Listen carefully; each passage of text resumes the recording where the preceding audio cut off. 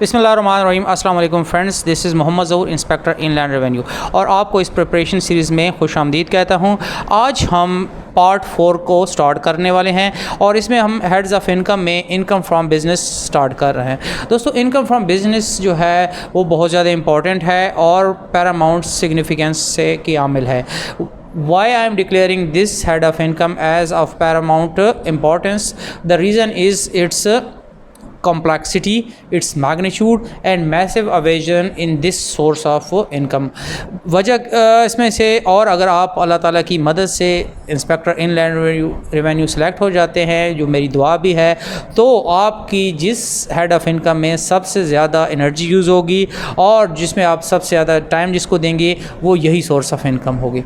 तो आप इसको बहुत ज़्यादा ध्यान से पढ़ें। लेकिन एक चीज़, अगर अभी तक आपने इस चैनल को सब्सक्राइब नहीं किया तो प्लीज़ सब्सक्राइब दिस चैनल।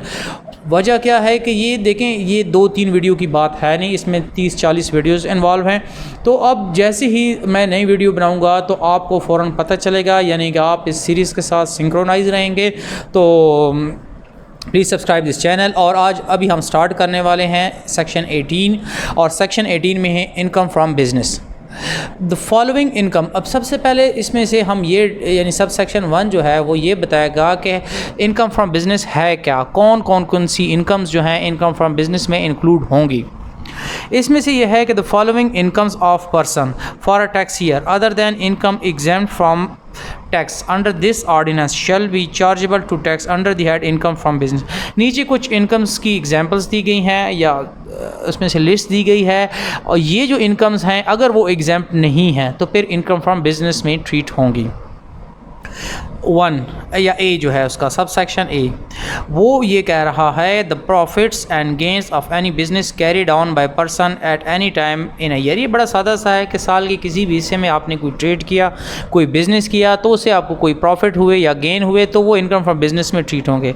मेरे ख्याल में इसमें कोई दो राय नहीं है। Any income derived by any trade, professional और similar association from the sale of goods और provision of services to its member. देखिए, आपने किसी प्रोफेशन से, किसी ट्रेड से या इसी तरीके से कोई एसोसिएशन आपने बनाई जिसमें आपने गुड्स या सर्विसेज प्रोवाइड की, तो अब आपकी जो इनकम होगी वो इनकम फ्रॉम बिजनेस होगी। उसके बाद फिर एक सी जो सब सेक्शन कह रहा है एनी इनकम फ्रॉम हायर और lease of tangible movable property. देखिए, अगर आपके पास नॉर्मल इमूवेबल प्रॉपर्टी है और आप उसमें से टेंजिबल मूवेबल प्रॉपर्टीज़, अगर आपके पास मूवेबल प्रॉपर्टीज़ हैं, गाड़ियां हैं और कोई और इस तरह की चीज़ें हैं, कैश वगैरह है, बिज़नेस के कोई नेचर हो सकती है, तो अगर आप उसकी हायर एंड लीज़ करते हैं, ठीक है, मशीनरी प्लांट वगैरह है, और उसमें आप इसकी करते हैं हायर एंड लीज़ करते हैं, किस्तों पे देते हैं, तो फिर इस सूरत में आप क्या, आपकी जो इनकम होगी that will come under income from business. उसके बाद यह है कि fair market value of any benefit और perquisite whether convertible into money और not derived by person in course of और by virtue of a past, present और perspective business relationship. देखिए, आप किसी पुराने यानी कि पास्ट या प्रेजेंट या फ्यूचर बिजनेस रिलेशनशिप की वजह से आपको कोई परक्विजिट मिलता है। बाज़ औक़ात ये होता है कि आपको जो रिवार्ड होता है या बाद में आपको जो पैसे होते हैं वो डायरेक्टली कैश की शक्ल में नहीं मिलते, किसी परक्विजिट की शक्ल में मिलते हैं, तो वो भी इनकम फ्रॉम बिजनेस में होंगे। जिस तरह कि आप एक डॉक्टर हैं, आप जो है ना उसमें से बाकी लोगों से तो फ़ीस लेते हैं, लेकिन एक पर्टिकुलर फैमिली है उससे आप उन्होंने आपको रेंट पे क्लिनिक दिया हुआ है, उन्होंने कहा है कि आप हमारे फैमिली का इलाज करेंगे और हम आपसे किराया नहीं लेंगे। अब ये आपको परक्विजिट हो गया, ठीक है, जो इसमें उसने दे दिया है, तो ये क्या होगी, इनकम फ्रॉम बिजनेस में ही होगी, यानी कि ये जो किराया है जो आपको छोड़ रहा है वो आपकी इनकम में ऐड हो जाएगा, इनकम फ्रॉम बिजनेस में। उसके बाद फिर ये है कि any management fee derived by a management company including मुदारबा और मैनेजमेंट कंपनी। देखिए, कुछ मैनेजमेंट कंपनीज़ होती हैं जिस तरह के मुदारबा वगैरह, वो आपके लिए क्या करती हैं, बिज़नेस चलाती हैं या आपके जो है ना किसी ख़ास एसेट को मैनेज कर रही होती हैं। अब वो आपसे फ़ीस लेती हैं, तो उन कंपनियों के लिए वो जो फ़ीस होती है वो क्या ट्रीट होगी, वो income from business he treat होगी। अब यहाँ तक था सब सेक्शन 1, जिसमें हमने ये देखा कि इनकम फ्रॉम बिजनेस असल में है क्या, कौन सी इनकम इसमें शामिल होगी। अब हम देखेंगे कि सब सेक्शन 2 क्या कहता है, any profit on debt by person where person's business is to derive income shall be chargeable to tax under the head income from business and not under the head income from other sources। देखिए, अगर एक normal बंदा है, आपके bank में पैसे पड़े हुए हैं और आप प्रॉफिट ऑन डेट रिसीव कर रहे हैं, तो वो जो होगी इनकम फ्रॉम अदर सोर्स ही। लेकिन अगर एक ऐसा बिजनेस है जैसे कि बैंकिंग कंपनी होगी या कोई फाइनेंस कंपनी होगी, या वो इंटरेस्ट अर्न कर रही है यानी प्रॉफिट ऑन डेट अर्न कर रही है, तो फिर उसकी इनकम को हम इनकम फ्रॉम बिजनेस ट्रीट करेंगे, ना कि इनकम फ्रॉम अदर सोर्स है, क्योंकि उसका काम ही यही है।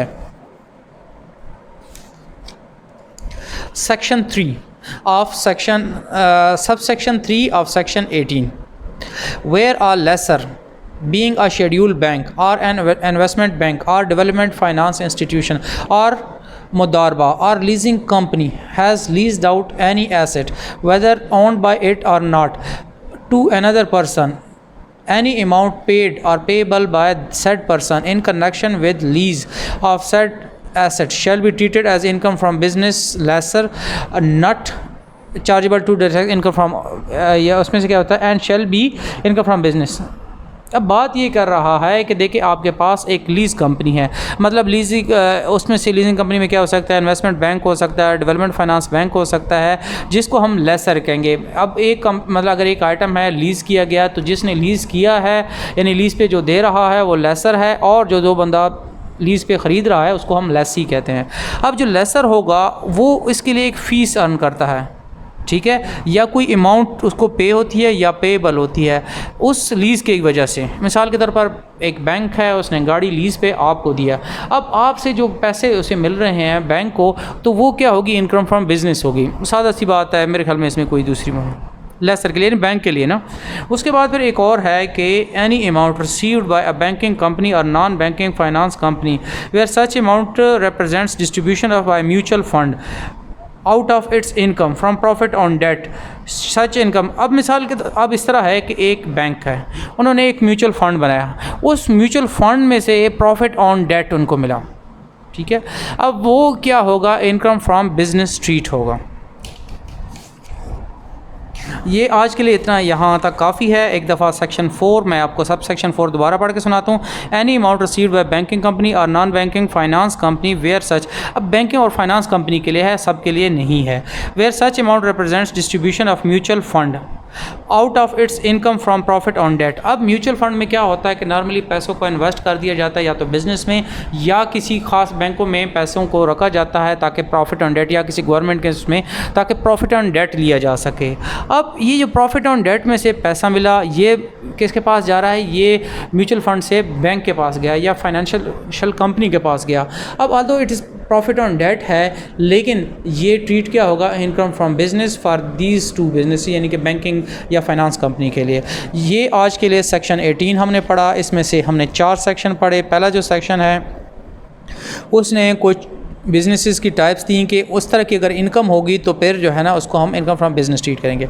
उसके बाद हमने सब सेक्शन 2 पढ़ा, जिसमें हमने देखा कि अगर कोई भी शख्स ऐसा है जो कि पर्सन है जो कि इनकम फ्रॉम बिजनेस जो प्रॉफिट ऑन डेट रिसीव कर रहा है, लेकिन उसका काम ही यही है प्रॉफिट ऑन डेट रिसीव करना, तो उसको हम इनकम फ्रॉम बिजनेस ट्रीट करेंगे, ना कि इनकम फ्रॉम अदर सोर्स।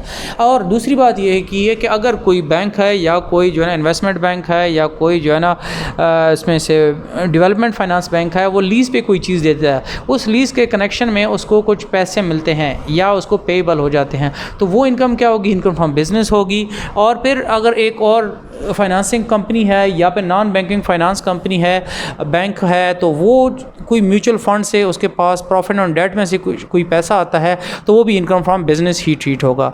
आज के लिए इतना काफ़ी है। कल हम पढ़ेंगे सेक्शन 19 जो कि स्पेकुलेशन बिजनेस के साथ डील करेगा। ओके जी, अल्लाह हाफिज़।